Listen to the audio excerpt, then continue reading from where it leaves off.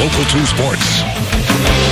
Welcome into your Local 2 Sports. I'm Tara Talmadge. After 5 rehab outings, pitcher Darvish has proved to the Rangers that he's ready to be back in the majors. Darvish will make his first major league start since 2014 this Saturday against the Pirates. He missed all of last season due to Tommy John surgery, but the Rangers say they're ready to put him back in rotation. Darvish was dominant against minor league hitters, allowing a total of 2 earned runs in his 5 rehab starts. You'll remember Darvish pitched for the Frisco Rough Riders during their series against the Midland Rockhounds, and after 5 innings during that game, Darvish threw 6 strikeouts and allowed 0 earned runs. Definitely impressive, and excited to see him play this Saturday. This week, 3 high school baseball teams from our area that will fight to stay alive in the playoffs and advance to the championship game. Midland Christian is already off to Houston for their showdown against Bullard Brook Hill on Tuesday in the state semifinals, and if the Mustangs can pull off a win, they'll play for their first state title since 2012 on Wednesday.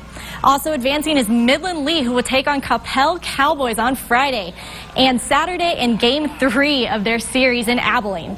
And the Fighting Bucks are also heading to the semifinals. Alpine will face off against Clyde in a 3-game series beginning this Friday in Greenwood. And staying with high school sports, this week Midland Lee and Permian will cap off spring football practice with a spring scrimmage. The Panthers will host their annual black versus white game at Ratliff Stadium on Thursday at 6:30. And on Friday, the Rebels will hold their spring scrimmage at Grande Communications Stadium. That game begins at 7. Also at Grande Stadium, this Thursday, the Midland Odessa Sockers will host their first home match against the defending Mid-South Division champions, the Mississippi Bria. The Sockers have just closed out a successful opening weekend in the Premier Development League, defeating the Albuquerque Soul 1-0 on Sunday.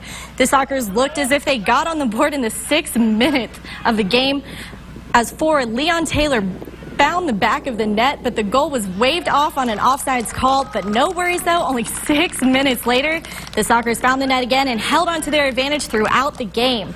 The team will now return home with some momentum before taking on the Bria on Thursday. Kickoff is at 7:30. And from the gridiron to the court tonight, Cleveland and Toronto are facing off in Game 4 of the Eastern Conference Finals. And the Raptors were hoping to serve the Cavs with another loss to tie the series at 2.